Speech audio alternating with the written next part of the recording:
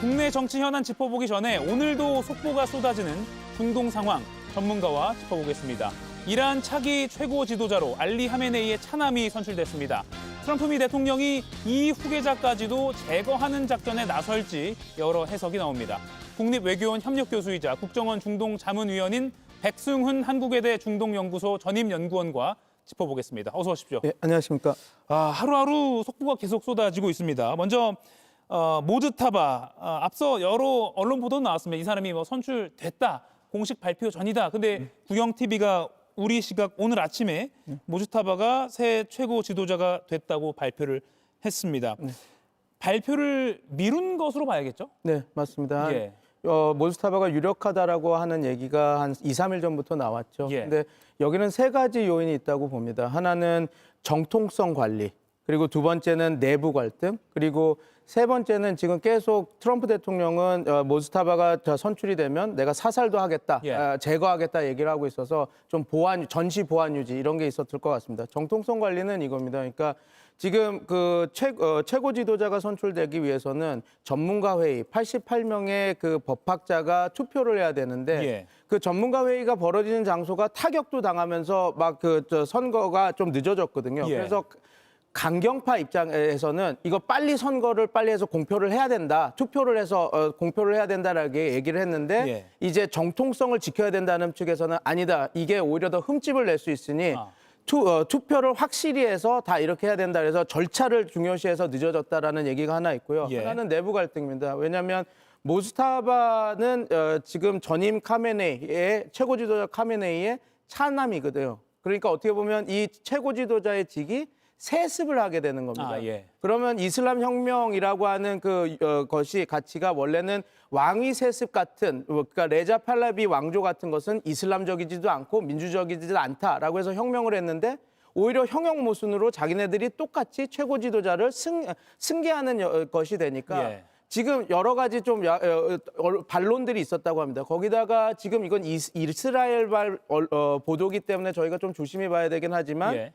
하메네이의 유언이, 그러니까 유언장에 우리 아들은 하면 안 된다라고 얘기했는데 그래서 그런 유언장이 있었는데 지금 둘째 아들이 그걸 태워버렸다. 그래서 내부 갈등이 많았다 이렇게 얘기를 하고 있는데 요거는 뭐 좀 다르게 봐야 됩니다. 왜냐하면 카메네이가 그 유언을 남긴 것은 이런 급작스러운 그 어떻게 보면 죄송합니다. 공격으로 인해서 죽을지 모를 때 예. 얘기를 했던 거고 이미 그 모스타바 카메네이에 대해서는 2년 전만 하더라도 절대로 이런 최고 지도자가 될 수 없다라고 이렇게 다 이야기가 나왔고 그래서 오랜 세월 동안 공식 직책을 한 번도 맡아본 적이 없었던 인물이기 때문에 예. 그 유언과 그거는 좀 다른 측면으로 봐야 되는데 어찌됐건 내부 갈등이 있었다. 그래서 늦어졌다라는 예. 것도 있고 그다음에 아까 말씀드린 전시 보안 이게 계속 트럼프 대통령이 사살하겠다라고 얘기하니까 예. 어느 정도 안전이 확보되기 전까지는 공표를 하지 않겠다. 그래서 세 가지 요인 때문에 이 발표가 늦어졌다 보는 게 좀 적합한 분석일 것 같습니다. 예. 그러면 그 마지막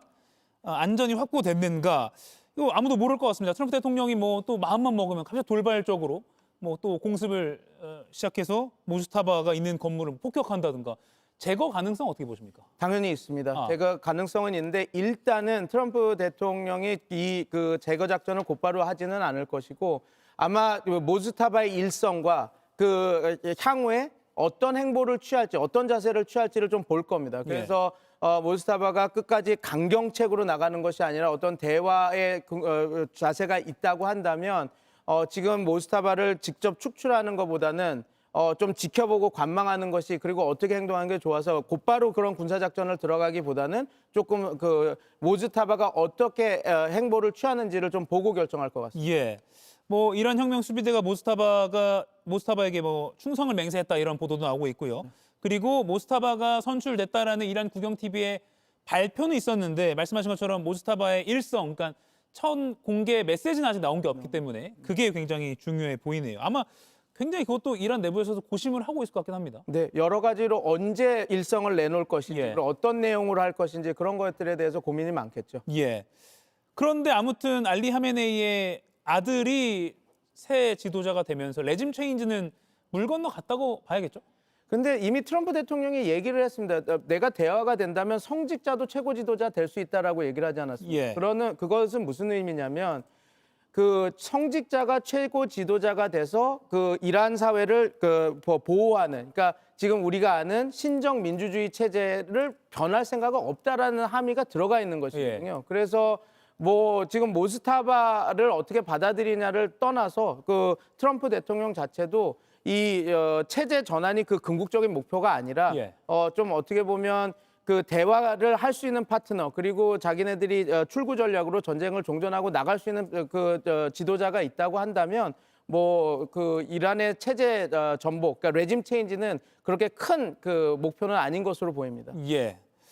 그러면 이 모즈타바의 이란 이제 막 출범했는데 미국 측과 물밑 접촉을 할까요? 또는 지금 혹시 하고 있을까요? 어떻게 보십니까? 저는 아직까지는 공식적으로 임명이 되지 않았기 때문에 어느 정도 물밀 접촉이 있을지 모르겠지만 되는 순간 어느 정도 물밀 접촉을 들어갈 것이라고 봅니다. 왜냐하면 우리가 그 모스타바를 강경주의자다, 그러니까 강대강으로 붙을 거라고 생각하지만 그렇지 않습니다. 모스타바는 강경 이념을 갖고 있는데 그 이념은 뭐냐면 지금 본인도 중간 계급 성직자로서 이 신정 민주주의 체제를 유지해야 된다, 존속해야 된다라고 하는 그 보수주의자지, 뭐 이념적으로 미국과 끝까지 싸워서 우리가 이 혁명 체제가 없어지는 한 싸워야 된다라고 하는 그런 지도자는 아니거든요.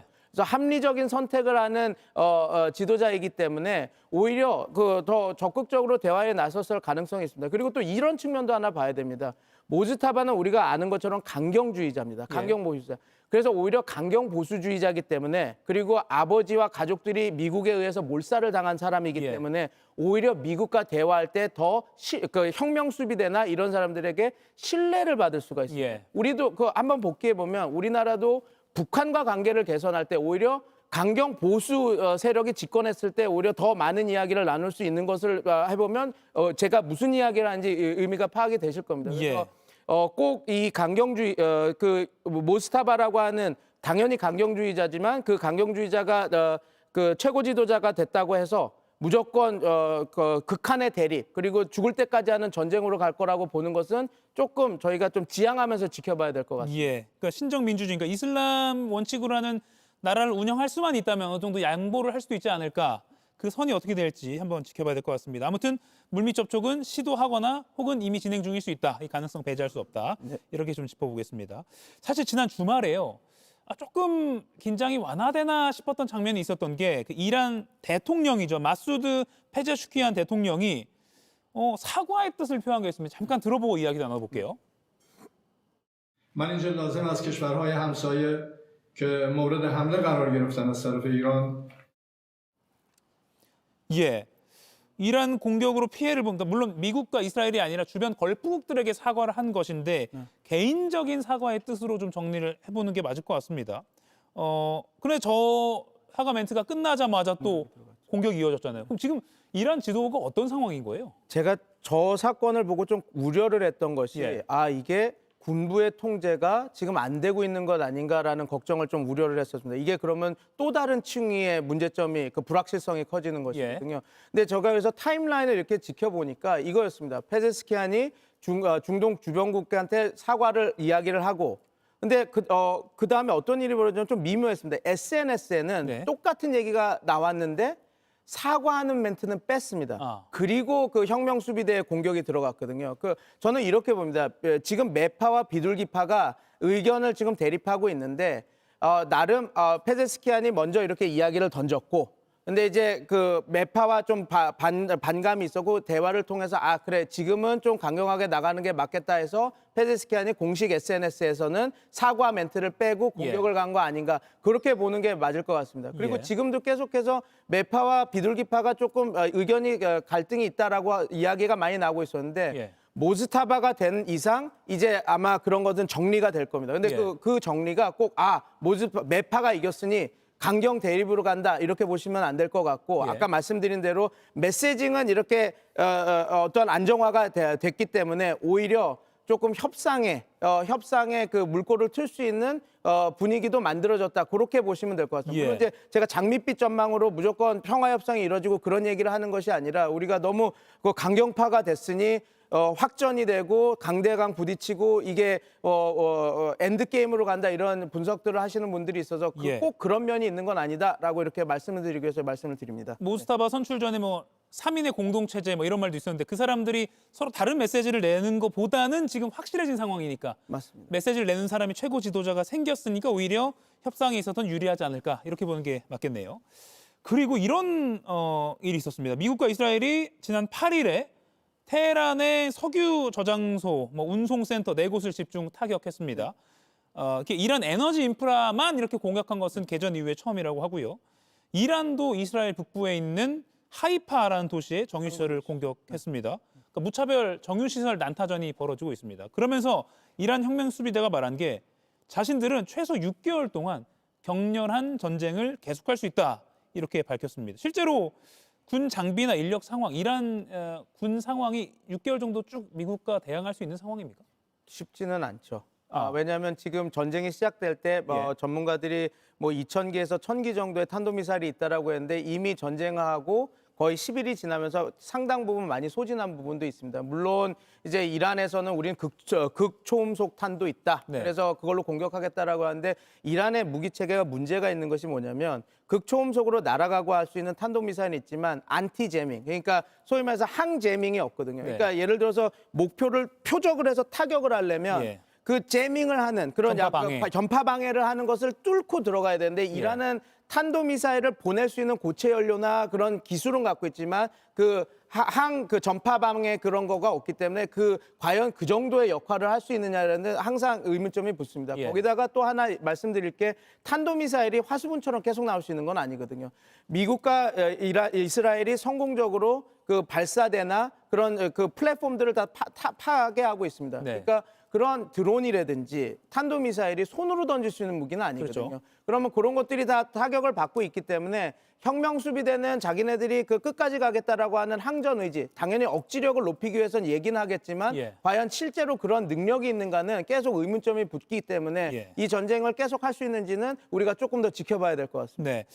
뉴욕타임스 분석을 보니까 지금 이란이 숨진 알리 하메네이가 과거에 세워놓은 작전, 이름이 미치광이 작전이라고 하네요. 오퍼레이션 매드맨. 네. 이걸 따르고 있다. 이걸 보니까 이란이 침공을 받으면 주변 국가, 걸프 국가에도 공격을 이란이 하고 전선을 확대하고 호르무즈 해협 봉쇄해서 뭔가 국제 경제를 혼란에 빠뜨리는, 그러니까 모두가 그냥 다 피해를 보는 네. 이런 상황에 까지 이란이 가게 한다.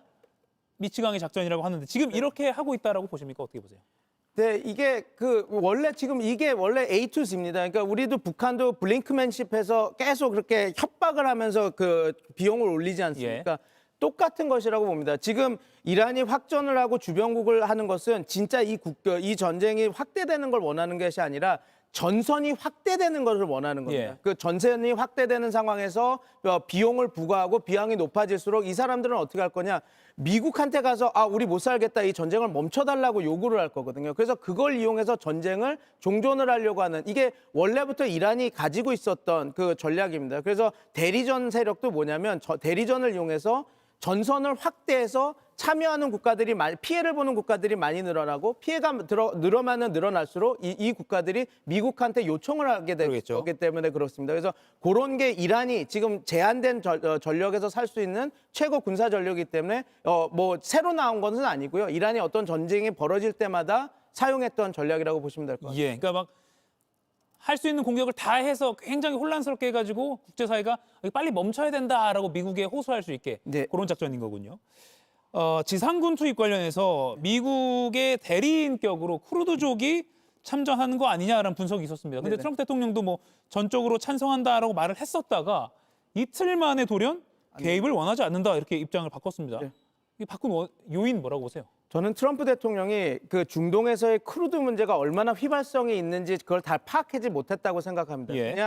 그냥 단순히 지상군 파견이 안 되면 이란에 대해서 압박을 못하니 처음에는 이란 국민들이여 일어나라 이렇게 얘기했는데 이란 국민이 안 일어나니 민족 갈등, 민족 분열 카드를 끈 거거든요. 왜냐하면 이란은 거기 소수 민족이 많고 소수 민족 중에 아제리와 쿠르드가 가장 독립을 하고 싶어하는 자치권을 키워하고 싶은 세력들이었습니다. 예. 그러니까 그 세력들을 이용해서 민족 갈등을 일어나서 내전을 만들어서 이란한테 타격을 주겠다라고 하는 건데 이건 이런 문제가 있습니다. 당연히 이란한테는 당연히 큰 타격이 될 수 있는데 이거는 또 다른 문제를 일으킵니다. 왜냐하면 쿠르드족은 단순히 이게 이란에만 있는 게 아니라 튀르키예, 이라크, 그다음에 시리아 여기 다 퍼져 있거든요. 예. 근데 이 국가들도 다 자기네들이 독립을 하길 원합니다. 쿠르드는 3,500만에서 4천만 명이 있는 어떻게 보면 국가 없는 민족이거든요. 유일한. 그럼 이들은 항상 자치권 강화, 그다음에 예. 독립국가 설립을 원하는데 투르키예는 이거를 항상 자기의 안보 최고 위협이라고 하고 있습니다. 예. 그래서 항상 쿠르드족이 뭔가 세력 결집을 하면 자기가 가서 직접 때렸거든요. 근데 트럼프 대통령이 어떤 이야기를 했는지는 모르겠지만 쿠르드가 참여하는 데를 독려했다 그러면 분명히 어떤 보장을 했을 겁니다. 근데 그 보장이 자치권 강화라든지 아니면 어떤 독립을 하게 해준다라고 하면 이게 그냥 단순히 이란한테만 문제가 되는 것이 아니라 향후 중동 정치에 큰 문제가 될 수 있기 때문에 이게 본인도 아차했던 거죠. 그다음에 한 가지 더는 이게 있습니다. 이란 국민들이 지금 분열하고 있다가 그래도 미국이 우리를 도와주고 난 카메네이가 싫었는데 미국이 우리를 자유롭게 만들어주고 민주국가를 만들어주나 보다 했는데 아니 이게 아니네. 오히려 우리 국가를 다 쪼개고 이런 독립 세력을 만들어서 전쟁터를 만드네. 이렇게 하니까 오히려 카메네이를 지지하는 결집이 만들어진다는 걸 파악을 했을 겁니다. 그러니까 내적으로 외적으로 이게 전쟁을 더 복잡하게 만드는 상황이구나라고 트럼프 대통령이 파악을 했기 때문에 안 한다. 이렇게 하루 만에 말을 바꿔서 이렇게 한 것으로 보입니다. 쉽게 말해서 쿠르드족을 앞세우는 것보다 안 앞세우는 게 이익이니까 자국의 이익에 따라서 움직이겠다고 봐야겠네요. 네. 그런데 또 트럼프가 이란에 있는 고농축 우라늄을 직접 확보하기 위해서 특수부대를 보낼 가능성이 있다라는 보도가 나오고 있는데 특수부대를 보내면 미군이 직접 지상군을 보내는 셈이잖아요. 어떻게 보십니까? 지상군 파견 얘기가 나왔을 때 저는 이게 지상군 파견에 갈 군대들이 부대가 뭐 있냐 해서 하마평에 나오는 부대를 쭉 봤더니 파리공수사단, 해병대, 원정대대 이런 부대들이었습니다. 그 부대는 주둔을 위한 목적이 아니라 특수전을 하려고 제한된 군사작전을 하는 군대였거든요. 그래서 저는 요인 암살이나 어떤 핵심 시선 탈환을 위해서 가르겠구나라고 생각을 했는데 지금 트럼프 대통령이 핵 물질을 수복하기 위해서 이렇게 들어간다 이렇게 얘기를 했습니다. 이거는 어떻게 보면 트럼프 대통령의 출구 전략을 만드는 하나의 과정이라고 보시면 될 것 같습니다. 왜냐하면 미국이 처음 이란의 군사작전을 들어갔을 때 하나 핵 능력을 와해시키겠다. 그다음에 항상 위협이 됐던 비대칭 전력, 탄도미사일과 드론을 완전히 와해시키겠다. 그다음에 해군 전력을 멸말시키겠다. 왜냐하면 해군 전력이 호르무즈 해협을 막는 그런 주된 역할을 했거든요. 근데 어떻게 보면 해군 전력은 다 절멸했다고 하고 지금 공군 플랫폼들은 다 박살이 났다고 얘기를 하고 있지 않습니까? 그러면 이제 지금 가장 위협이 되는 60% 농축 450kg이 있다라고 하는 그것만 깨자내면 미국이 전쟁을 시작하면서 본인들이 얘기했던 목적이 다 달성되는 겁니다. 그러면 그게 뭐랑 연결되냐면 우리가 어저께인가요? 레빗 대변인이 이런 얘기를 했습니다. 우리는 이란이 완벽한 무조건적인 항복을 하지 않으면 우리는 협상은 없다. 근데 무조건 항복이 뭐냐 물었을 때 미국과 이스라엘의 군사작전이 다 성공하면 그거는 우리의 완전 승리고 이란이 그거를 선언하든 안 하든 그것은 완벽한 항복이랑 똑같은 거다라고 얘기를 해서 제가 지금 저렇게 뭔가가 만들어지면 그냥 작년 6월 12일 전쟁을 마치고 나올 때랑 비슷하게 자기네들이 승리를 선언하고 이란은 항복한 거다 하고 그냥 뛰쳐나오겠구나라고 하는 그림이 그려지는 모습을 좀 상상해 봤습니다. 그래서 아마 이런 것들은 지금 핵시설, 농축 우라늄을 탈환하겠다라고 하는 것은 그 선상에서 얘기가 나온 것 같은데 저는 이런 생각을 합니다. 특수작전은 군사 기밀이 핵심입니다. 파리 공수사단이 가고 우리가 너 450kg 된 60% 농축 우라늄을 가져갈 거야 그러면 이미 이란도 지금 다 알고 있습니다. 준비했겠네요. 준비하고 있죠. 그래서 과연 이 작전이 어느 정도 신빙성이 있고 성공 가능성이 어느 정도인지는 저희가 조금 더 지켜봐야 될 것 같습니다. 그러네요. 기밀이 유지된 채로 특수부대가 투입돼야 하는데 이미 트럼프 대통령이 보낼 거다라는 말이 나오기 때문에 이게 또 그대로 이뤄질지도 한번 지켜봐야 될 것 같습니다. 여쭙고 싶게 많은데 시간이 좀 제약이 있어서요. 국내 정치를 또 다뤄봐야 돼서 백승훈 한국외대 중동연구소 전임연구원과는 여기서 마무리하겠습니다. 고맙습니다. 감사합니다. 이가혁 라이브를 시청해 주셔서 고맙습니다. 이가역 라이브는 평일 오후 5시 TV와 유튜브로 실시간으로도 함께하실 수 있습니다.